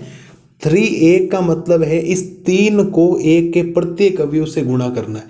इस 3 को 1 के प्रत्येक अवयव से गुणा करना है, तो 3 2 से भी गुणा होगा, 3 3 से भी गुणा होगा, 3 4 से भी गुणा होगा, 3 9 से भी गुणा होगा। जितने इस अवयव के अंदर अवयव होंगे उसके प्रत्येक अवयव से गुणा होगा।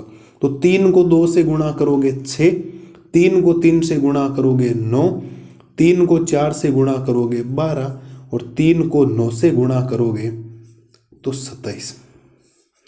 ऐसा कैसा, मैं आपसे यह भी पूछ सकता हूं कि मुझे ज्ञात करना है 2b। क्या ज्ञात करना है, 2b ज्ञात करना है, तो कोई समस्या नहीं।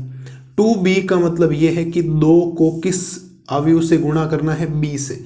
और b कितना साहब, 1037, 1037। तो यहां पर 2 को 1 से गुणा करोगे 2, 2 को 0 से गुणा करोगे 0, 2 को 3 से गुणा करोगे 6, 2 को 7 से गुणा करोगे 14। और ये जो 2 आपने गुणा करवाए हैं किसी अवयव का, किसी अवयव का अदिश से गुणा है,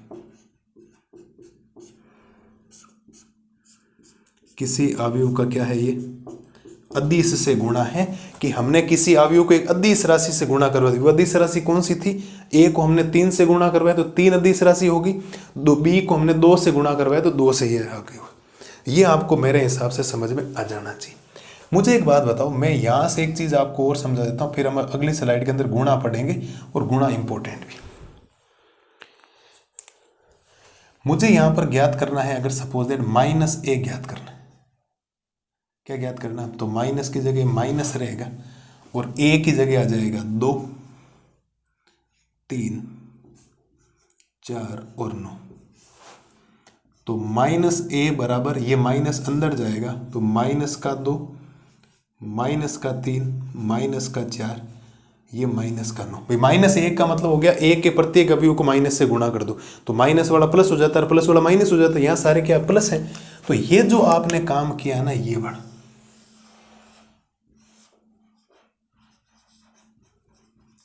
ये -a अवयव a का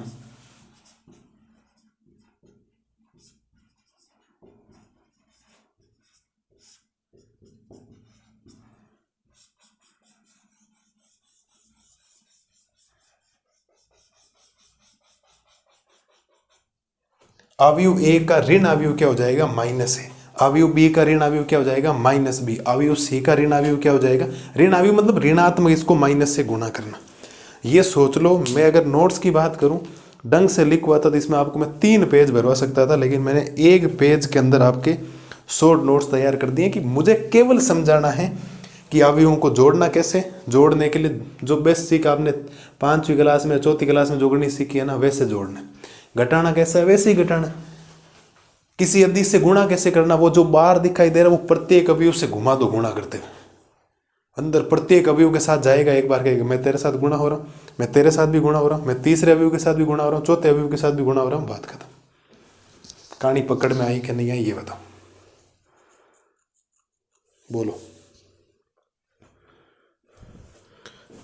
संक्रियाओं में एक चीज और बची हुई है, वो है सबसे इंपॉर्टेंट, वो है 2 अवयवों को गुणा कैसे करें। क्योंकि सबसे ज्यादा सवाल, सबसे ज्यादा आने लायक बातें 2 अवयवों के गुणा से ही है, ध्यान रखना। गुणा करने के लिए आपको थोड़ी सी दिक्कत आएगी, लेकिन हम लोग ज़्यादातर सवाल करेंगे तो सवाल के अंदर सारी दिक्कतें क्या हो जाएगी, खत्म हो जाएगी। पहले तो आप इसका स्क्रीनशॉट लो, इसको सुंदर जैसे मैं लिखता हूँ वैसा का वैसा आप रफ कॉपी के अंदर, जो भी आप कॉपी लेके बैठे हो उसके अंदर लिखोगे। ध्यान रखना, कोई भी एग्जाम्पल आ जाए ऐसे ही करना आपको। शॉर्ट नोट्स इसको ही बोला जाता है, ध्यान रखना आप लोग। दूसरी बातें बिल्कुल भी मत करना। करो करो करो करो।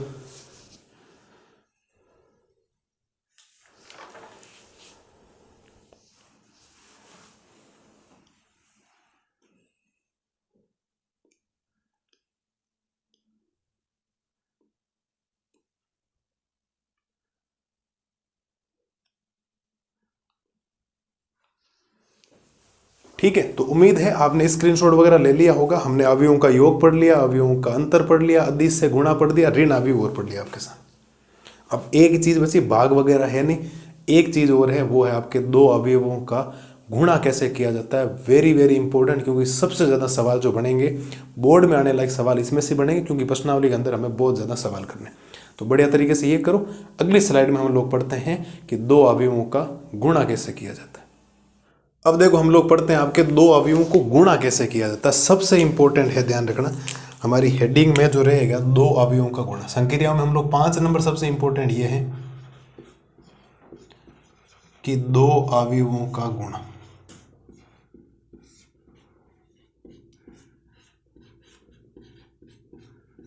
गुणा या गुणनफल एक ही चीज होता है।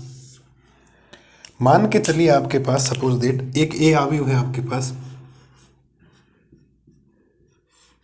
जिसका प्रत्येक अवयव जो है ए आई जे के रूप में काम करेगा, और इसकी जो कोटि है m गुणा n, तथा एक बी अवयव है आपके पास बी आई जे, जिसकी कोटि है n गुणा p। क्या है, n गुणा p। मैं आपको वापस बता दूं सब, मैं परिभाषा लिखूंगा, लेकिन ध्यान रखना यहां पर शकल सेम दिखनी चाहिए। यहां पर एक जैसी शकल अगर दिख रही है तभी गुणा पॉसिबल होगा, वरना पॉसिबल नहीं होगा। कहने का तात्पर्य यह है कि ये पंक्तियों की संख्या है, ये स्तंभों की संख्या है, ये पंक्तियों की संख्या, ये स्तंभों की संख्या। 2 अवयवों का गुणा तभी संभव है। मैं परिभाषा लिख देता हूं आपके सामने, क्योंकि ये थोड़ा सा मुश्किल लगता है बच्चों को। 2 अवयवों का 2 अवयवों का गुणनफल तभी संभव है।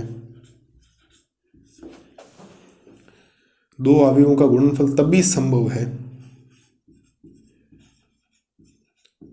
जब पहले अवयव में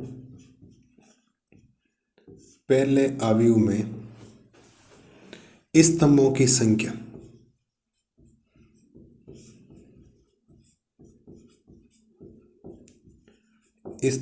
संख्या वे दूसरे अवयव में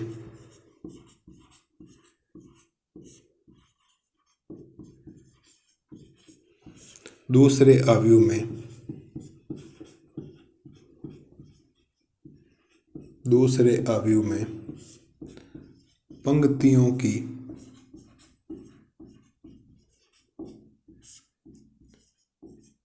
संख्या के समान। दो अवयवों का गुणा तभी कर सकते हो, हाँ सेम कोटि हो सकता है, लेकिन यहां पर और यहां पर नंबर से अगर सपोज ये 3 गुणा 2 कोटि का है तो ये 2 गुणा 3 का होना चाहिए, 2 गुणा 4 का हो तो भी हमें कोई प्रॉब्लम नहीं। अगर इधर 2 आया तो इधर 2 आना चाहिए, इधर 3 आया तो इधर 3 आना चाहिए। पहले वाले अवयव में पंक्तियों की स्तंभों की संख्या दूसरे वाले अवयव में पंक्तियों की संख्या के क्या होनी चाहिए, बराबर होनी चाहिए। ये मैंने आपको परिभाषा लिख दी। और अगर आप लोग इसका नया गुणनफल लिखोगे तो यहां से जब आप लोग ए बी का गुणनफल अगर आपके पास आ गया तो नई जो कोटि आएगी वो आ जाएगी m गुणा p की। इधर से m इधर से p, ये सेम टू सेम हो गए। अब मैं आपको गुणा करके बताता हूँ, समस्या नहीं कोई भी। एग्जाम्पल समझाता हूँ, एग्जाम्पल से ज़्यादा चीज़ें क्लियर होती है हमेशा। एग्जाम्पल है आपके पास a बराबर 2, 3 और 4, 1, 0 और 2। सब इसकी कोटि कितनी है, इसमें 2 पंक्तियां हैं और 3 क्या है, स्तंभ। ठीक है, एक बी ले लेते हैं, 5, 7, 10। ठीक है, और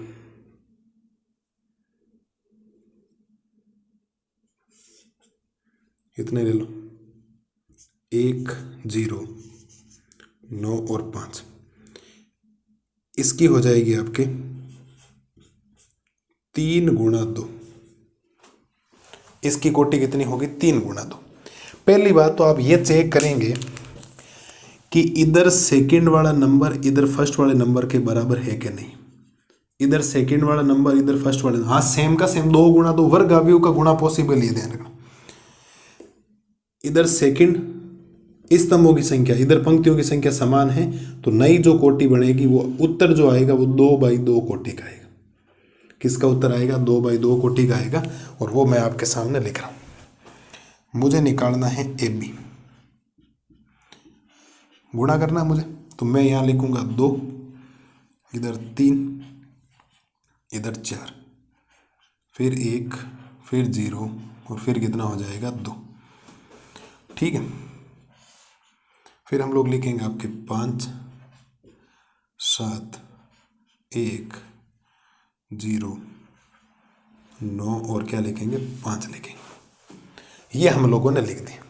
गुणा तो पॉसिबल है वैसे भी, और आपको अगर गुणा पॉसिबल नहीं कैसे लग रहा है तो मैं आपको बता देता हूँ, थोड़ा सा हिंट तो दे देता हूँ। यहाँ कोटि एक बार लिख रहा हूँ, 2 गुणा 3 है और इधर 3 गुणा 2 है, तो यहाँ समान है, एग्जैक्ट सेम। तो नई कोटि आएगी 2 गुणा 2 की। नई कोटि क्या आ जाएगी आपके पास, 2 गुणा 2 की आएगी। तो पहले से कंफर्म रखना कि 2 गुणा 2 की आएगी। ये पहले से कंफर्म हो गया, जिसमें 2 ही पंक्तियां होगी, 2 ही क्या होंगे, स्तंभ। अब इनको गुणा करवाना बड़ा पेचीदा होता है, थोड़ा सा मामला होता है गड़बड़। गड़बड़ क्या सा, एक ही चीज ध्यान रखनी है, पहली पंक्ति का प्रत्येक अवयव इधर वाले की पहली पंक्ति का प्रत्येक अवयव उधर पहले स्तंभ से गुणा होता है। प्रत्येक पंक्ति का प्रत्येक अवयव प्रत्येक स्तंभ के प्रत्येक अवयव से गुणा होगा। पहले वाला पहले वाले से, दूसरे वाला दूसरे वाले से, तीसरे वाला तीसरे वाले से। दूसरी पंक्ति का प्रत्येक अवयव दूसरे स्तंभ के प्रत्येक स्तंभ से क्या होगा, आपके गुणा होगा। इस बात को ध्यान रखना। हम लोग थोड़ा इसको आगे भी लिख देंगे अभी। तो देखो, ये वाला गुणा होगा इससे, तो आप लिखोगे 2 गुणा 5, फिर हमेशा बीच में प्लस का चिन्ह आएगा, ध्यान रखना। 3 गुणा होगा 1 से, 3 गुणा 1 फिर प्लस का चिन्ह। 4 गुणा होगा 9 से, तो 4 गुणा हो गया 9 से। पहली पंक्ति पहले स्तंभ से होगी, अब दूसरी पंक्ति पहले स्तंभ से करो, तो 1 गुणा होगा 5 से, तो 1 गुणा 5 प्लस 0 गुणा होगा 1 से, तो 0 गुणा 1 प्लस 2 गुणा होगा 9 से। हम सवाल करेंगे खूब सारे, चिंता मत करो। ये पहली पंक्ति का प्रत्येक अवयव पहले स्तंभ के प्रत्येक अवयव से गुणा होगा, तो ये इससे गुणा होगा, ध्यान रखना। मैं चित्र बना देता हूं आपके सामने ऐसे। तो ये ध्यान रखना, ये इससे गुणा, ये इससे गुणा, ये इससे गुणा, बीच में हमेशा चिन्ह किसका आएगा साहब, प्लस का चिन्ह। किसका चिन्ह आएगा, प्लस का। ये इससे गुणा, ये इससे गुणा, ये इससे गुणा। सेम प्रोसेस जैसा पहले पंक्ति का पहले स्तंभ का हुआ था वैसे ही इस पंक्ति का इसके साथ भी होगा। तो देखो 2 को 7 से गुणा करना, 2 गुणा 7। अब इसमें पूरा बेसिक समझा और बाकी आप सीधा भी गुणा करके देखना। 3 को 0 से गुणा करना है तो 3 गुणा 0। 4 को 5 से गुणा करना है प्लस 4 गुणा 5। 1 को 7 से गुणा करना है, 1 गुणा 7। 0 को 0 से गुणा करना है, 0 गुणा 0। 2 को 5 से गुणा करना है तो 2 गुणा 5। कर दो साहब गुणा। ये कितना हो जाएगा 10, ये कितना हो जाएगा 3, ये हो जाएगा 36। ठीक है, तो 10 प्लस का 3 प्लस का 36, ये 5 प्लस का 0 प्लस का 18, ये कितना हो गया 14 प्लस 0 प्लस का 20, ये कितना हो जाएगा 7 प्लस का 0 प्लस का 10। कैलकुलेशन कर दो, आपके पास ए बी आ गया। 36 10 46 और 3 हो गए 49, ये कितने हो गए 23, ये कितने हो गए 34, ये कितने हो गए 17 और फाइनल रिजल्ट बना 2/2 का। ये लो सर, गुणा बड़ा सिंपल है। गुणा के लिए पहले ये ध्यान रखना, पहले वाले अवयव में स्तंभों की संख्या दूसरे वाले पंक्तियों की संख्या के बराबर होनी चाहिए, तभी गुणा संभव होगा, अन्यथा गुणा संभव नहीं होगा। प्रत्येक वर्ग अवयव का गुणा संभव, क्योंकि 3 गुणा 3 का 3 गुणा 3 के साथ करोगे वापस 3 गुणा 3 की आएगा, वो हो सकता है। वर्ग अवयव का गुणा हमेशा ही पॉसिबल होगा, लेकिन अगर ऐसा अवयव आ रहा है पहले से आपको पता लग जाए कितनी बाई कितनी कोटि का आएगा, जैसे हमने पता लगा लिया 3 से 3 सिंपल है, 2 गुणा 2 का बनेगा, तो हमें पहले ही पता था 2 पंक्तियां आएगी 2 स्तंभ आएंगे। देख लो 2 ही पंक्तियां आई और 2 ही क्या है स्तंभ है। गुणा करने का पैटर्न ये है, पहली पंक्ति का प्रत्येक अवयव पहले स्तंभ के प्रत्येक अवयव से गुणा होगा। पहले वाला पहले वाले से, दूसरे वाला दूसरे वाले से, तीसरे वाला तीसरे वाले से। सेम प्रोसेस, पहली पंक्ति का प्रत्येक अवयव दूसरे स्तंभ के प्रत्येक अवयव से भी गुणा होगा। तो ये इससे गुणा, ये इससे गुणा, ये इससे गुणा, और गुणा करवाने के बाद बीच में चिन्ह प्लस का आएगा। यहाँ प्लस का आता है, वहाँ हम लोग जब गुणा करवाएंगे सारणिक में अगले चैप्टर में, वहाँ बीच में माइनस का चिन्ह आता है। सारणिक के अवयवों को जब गुणा करवाया जाता है माइनस आता है, और अवयव में हमेशा क्या आता है प्लस का चिन्ह आता है। इस बात को विशेष तौर पर ध्यान रखिएगा साहब आप। ठीक है, वैसे किया और बाकी का काम ये भी आपके सामने। प्रत्येक पंक्ति का प्रत्येक स्तंभ के साथ, पहली पंक्ति पहले स्तंभ के प्रत्येक अवयव से गुणा होगी, दूसरी पंक्ति का प्रत्येक अवयव दूसरे स्तंभ के प्रत्येक अवयव से गुणा होगा, तीसरी पंक्ति का प्रत्येक अवयव तीसरे स्तंभ के प्रत्येक अवयव से क्या होगा गुणा, और गुणा करने से बाद में बीच में प्लस का चिन्ह आपको लगाना है। और ये 2 अवयवों का गुणा मैंने आपको समझाया बेहतरीन तरीके से। हमें ज़्यादातर 90% जो क्वेश्चंस करने हैं वो गुणा के ऊपर करने, क्योंकि प्लस माइनस में ज़्यादा दिक्कत आती नहीं है। सिंपल चीज़ें हैं वो एकदम बढ़िया तरीके से आप सोच सकते हो, उनको ज़्यादा कोई प्रॉब्लम आएगी नहीं। क्या ये बात समझ में आई क्या आपको? एकदम बढ़िया तरीके से मैंने आपको शानदार एग्जाम्पल लेकर पूरी बातें बताई है, प्रत्येक अवयव किससे गुणा होगा और किससे नहीं होगा, और पूरी बात मैंने 2 अवयवों के गुणा में लिख दी। ठीक है, बाकी अब मेरे को नहीं लगता कि कोई समस्या आपको आएगी किसी भी प्रकार की, आप लोग आराम से कर सकते हो। और क्रम विनिमयता के नियम इतने इंपॉर्टेंट नहीं होते हैं, क्योंकि a + b करो या b + a करो, क्योंकि 2 + 3 करो या 3 + 2 करो, उत्तर तो एक ही आना, 5 ही आना। ठीक है, और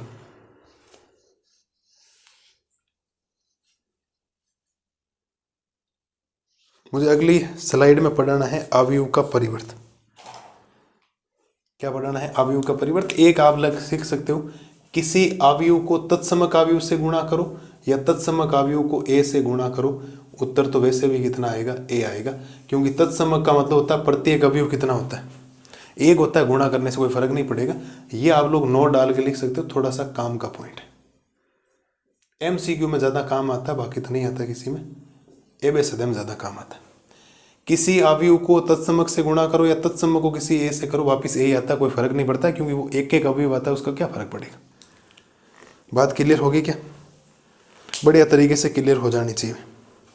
अगली स्लाइड में मुझे पढ़ना है अवयव का परिवर्त कैसे निकलता है, फिर अवयव के परिवर्त के गुणधर्म क्या होते हैं, और 2 है सममित और विषम सममित अवयव को बताना है।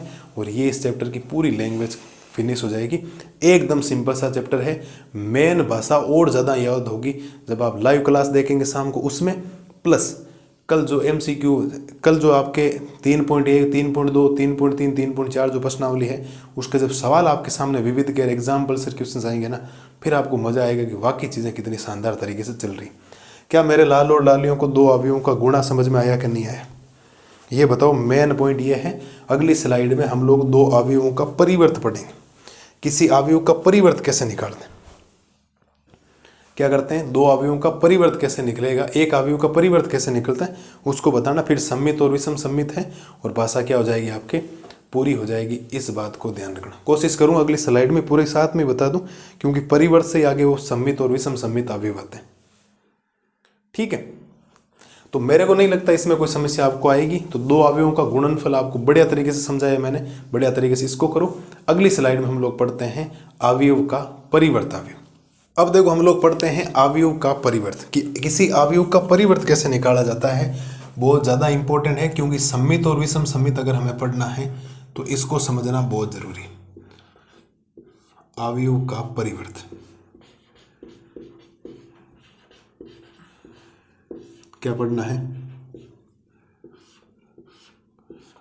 अवयव का परिवर्त। परिवर्त कैसे निकलेगा, परिभाषा से ज्यादा इंपॉर्टेंट है एग्जाम्पल समझना। सपोज दैट अवयव ए का परिवर्त निकालना, अवयव ए के परिवर्त को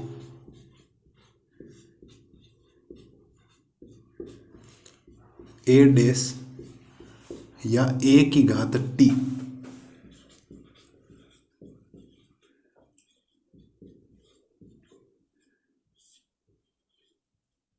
दर्शाते।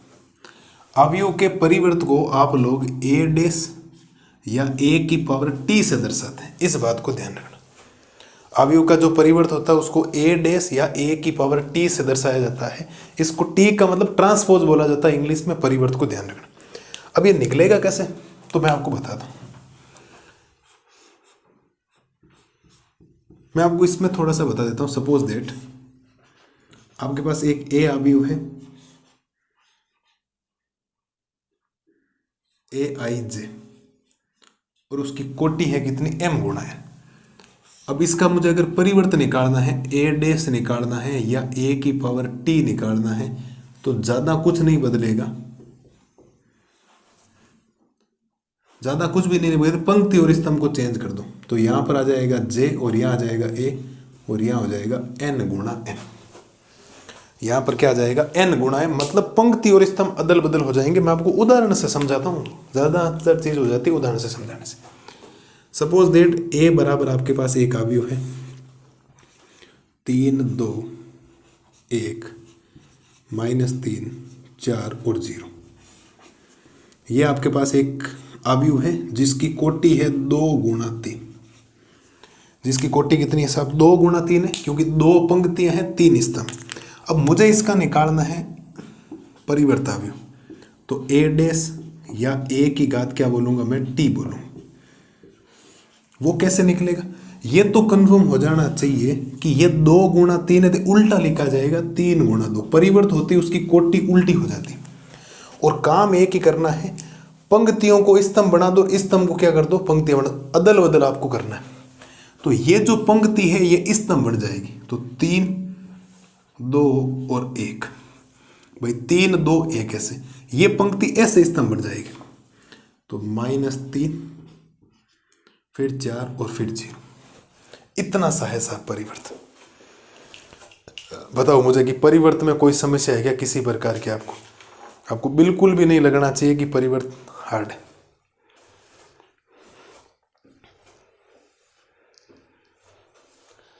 किसी अवयव का परिवर्त निकालने के लिए पंक्तियों को स्तंभ बना दो, पंक्तियों को क्या बना दो, स्तंभ। एक एग्जांपल और समझाता हूं, चिंता मत करो आप लोग, हमारे पास खूब चीजें हैं एग्जाम्पल के लिए।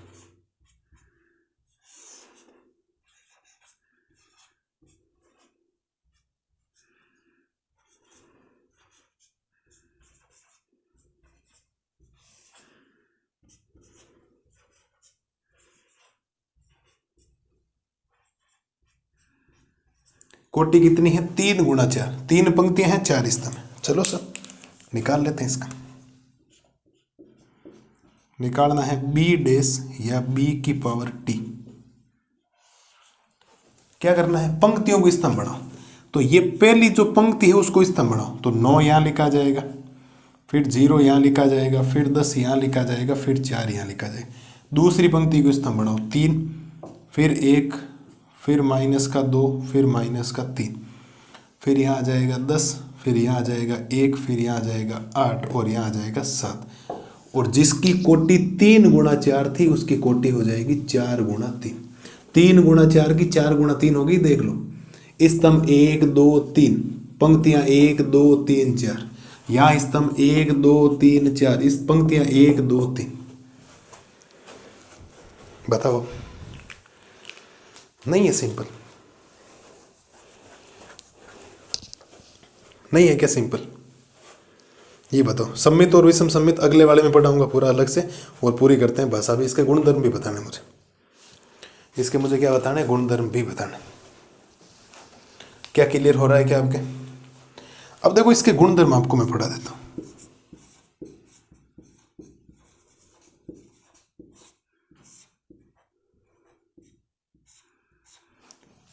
परिवर्त का मतलब है पंक्ति को स्तंभ बना दो। पहली पंक्ति को पहला स्तंभ, दूसरी पंक्ति को दूसरा स्तंभ, तीसरी पंक्ति को तीसरा स्तंभ, चौथी पंक्ति को चौथा स्तंभ, ऐसे पंक्तियों को चला, 10वीं पंक्ति को 10वां स्तंभ, बात खत्म। और परिवर्त निकालते कोटि चेंज हो जाएगी, 3 गुणा 4 की 4 गुणा 3 हो जाएगी, 4 गुणा 3 की हो जाएगी। गुणधर्म में आपको 1 नंबर पॉइंट याद रखना है, अगर आपके पास एक ए अवयव है उसका परिवर्त निकाला और उसका वापिस आपने परिवर्त निकाल दिया। अब इसका परिवर्त निकाल के देखो, 3 -3 2 4 1 0, वापिस ही आ जाएगा। परिवर्त का परिवर्त करने पर मेन अवयव प्राप्त हो जाता है। तो किसी अवयव का परिवर्त निकाला और उसका वापिस परिवर्त निकाल दिया तो वो ए अवयव आ जाएगा वापिस। ध्यान रखना, इस बात को ध्यान रखना, परिवर्त का परिवर्त निकालने पर ए आ जाता है। दूसरा पॉइंट, सपोज दैट कोई आपके अचर किसी ए से गुणा हो रहा है, उसका परिवर्त निकालना, तो इसमें क्या कर दो, के को बाहर निकाल दो और ए का परिवर्त कर दो। के बराबर क्या है, अचर है। नंबर अगर हम लोग 3 नंबर बात करें, 2 अवयव अगर जुड़ रहे हैं और उनका क्या निकालना, डैश निकालना है, तो अलग अलग कर दो। ए डैश प्लस में क्या हो जाएगा, बी डैश। वैसा का वैसा अगर 4 नंबर हम लोग पढ़ें कि ए माइनस बी डैश, तो ये क्या बन जाएगा, ए डैश माइनस का बी डैश। 2 अवयवों को जोड़कर उसका डैश निकालो, या पहले ए डैश बी डैश निकाल के फिर जोड़ो, दोनों उत्तर सेम आते हैं। 2 अवयवों को घटाकर उसका डैश निकालो, या दोनों अवयवों के डैश निकाल के फिर घटाओ, एक ही बात है। और नंबर 5 वेरी वेरी इंपॉर्टेंट, कि अगर आपको किन्हीं 2 अवयवों के गुणा का डैश निकालना है तो वो हमेशा उल्टा होता है, बी डैश ए डैश।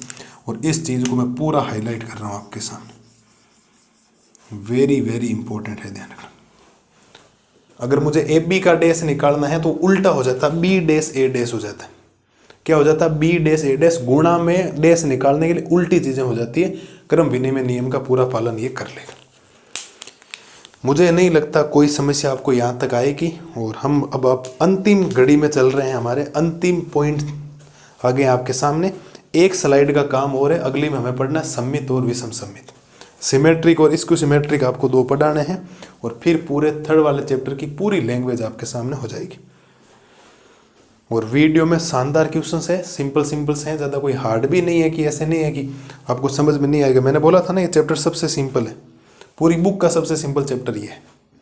तो गुणधर्म वगैरह सब याद होने चाहिए आपको, सारी चीज़ें याद होनी चाहिए, कैसे परिवर्तन निकलता है, क्योंकि इनके बिना सवाल नहीं होंगे, ये पक्की बात है। बड़े वाले सवाल एक भी नहीं होगा आपसे।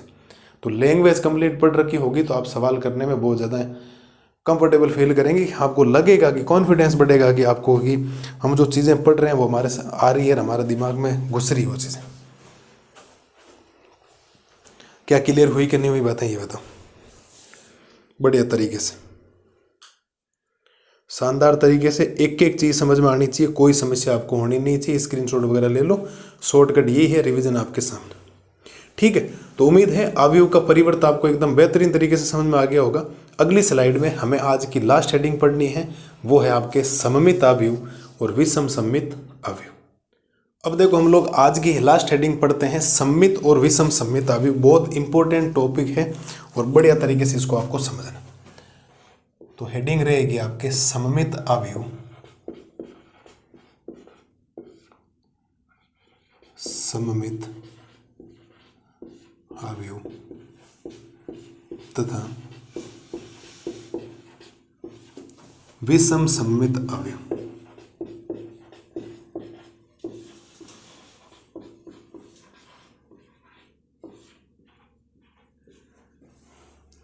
आपको पढ़ना है सममित अवयव तथा विषम सममित अवयव। बेसिक सी बातें हैं, परिवर्तन आपको आना चाहिए।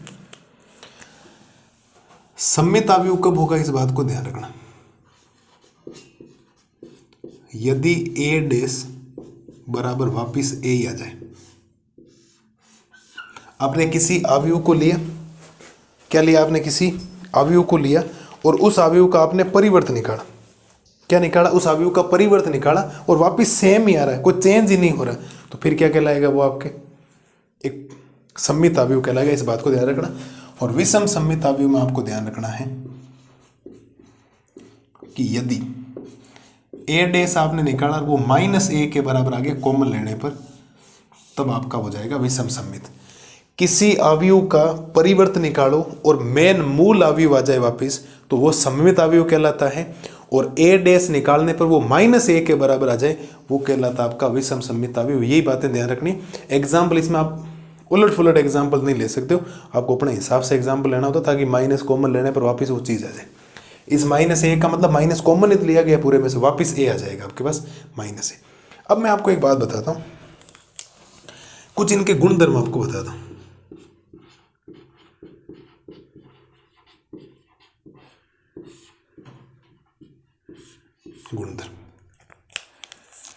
गुणधर्म आपको ये करना है कि ए आपने ए अवयव लिया और एक आपने लिया इसका परिवर्तन, मूल अवयव लिया और इसका परिवर्तन लिया और दोनों को जोड़ दिया। एक ए अवयव लिया और एक इसका परिवर्तन लिया और दोनों को घटा दिया, तो भी आपका ये क्या कहलाएगा, सममित अवयव कहलाएगा। क्या कहलाएगा, सममित अवयव कहलाएगा। और ये क्या कहलाएगा आपका, विषम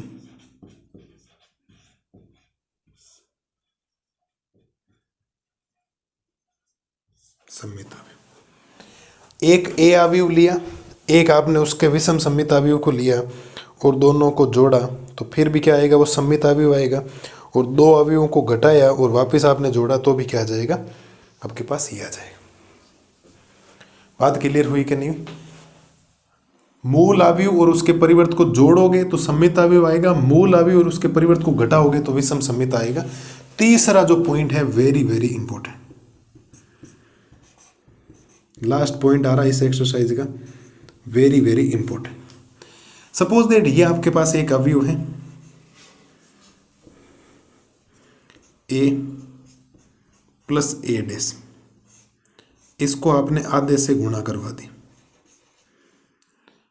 फिर प्लस, फिर एक अवयव है ए माइनस ए डैश, इसको भी आपने आधे से गुणा करवा दी। इस अवयव को आपने आधे से गुणा करवाया, इस अवयव को आधे से गुणा करवाया, फिर जोड़ दिया, तो वापिस एक अवयव आ जाएगा ए, जिसमें ये क्या कहलाता है आपका, सममित अवयव। और ये बाद वाला क्या कहलाएगा, विषम। चिंता मत करो, सारे सवाल के अंदर कंसेप्ट सारे समझा दूंगा, मस्त रहो आप लोग। वापिस ए आ जाना चाहिए। ये गुणधर्म है तीन, आपको जो ध्यान रखने हैं। बढ़िया तरीके से एक एक चीज को नोट करो, एक एक चीज को लिखना है, वरना हो जाएगा मामला गड़बड़। उदाहरण वगैरह हम लोग बेहतरीन तरीके से पढ़ेंगे। भाई परिवर्तन निकालना है, उसमें मेन अवयव में जोड़ना है, उसको आधे से गुणा करवाने का मतलब आधे से अंदर जाकर गुणा होगा, वापिस ए आ जाना चाहिए। तो ये किसी भी सममित अवयव और विषम सममित अवयव को योगफल के रूप में व्यक्त किया। सममित अवयव और विषम सममित अवयव को एक योगफल के रूप में व्यक्त किया, क्योंकि बीच में प्लस आने का मतलब योगफल की सीमा आ गई। और जब आप एक सममित अवयव और एक विषम सममित अवयव को एक मूल अवयव और एक उसके परिवर्त को जोड़ते तो सम्मित अवयव आता है, एक मूल अवयव और एक परिवर्त को घटाते तो विषम सम्मित आता है। इन दोनों को जोड़ना है और आधे से गुणा करवाने के बाद जब जोड़ोगे तो एक मूल अवयव जो आपके पास होगा वो वापस आ जाएगा, और ये हम लोग सिद्ध करेंगे आपके सवाल।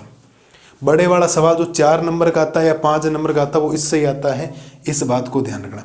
सम्मित अवयव क्या कहलाएगा, उसका परिवर्त a के बराबर आना चाहिए, और विषम सम्मित उसका परिवर्त -a के बराबर आना चाहिए, तब जाकर ये विषम और सम्मित हो जाएंगे। ज़्यादा कोई दिक्कत आपको आएगी नहीं, किसी भी प्रकार की आपको कोई समस्या नहीं आएगी, गारंटी है मेरी। क्या मेरे लाल और लालियों को बातें समझ में आई कि नहीं आई? स्क्रीनशॉट वगैरह ले लो और आज की क्लास को करते हैं ख़त्म। कोई समस्या आपको आएगी नहीं, किसी भी प्रकार की कोई समस्या नहीं आएगी, वादा है मेरा।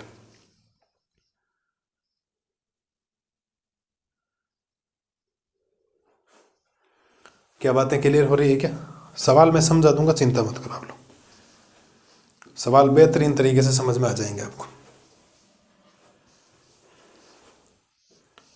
ठीक है, तो उम्मीद है जो हमने लेक्चर आपके सामने तैयार किया है वन शॉट का, बढ़िया तरीके से आपको समझ में आया होगा। एक एक डाउट आपके क्लियर हुए होंगे, और अगर डाउट कोई क्लियर नहीं हुआ तो मुझे बताना जरूर।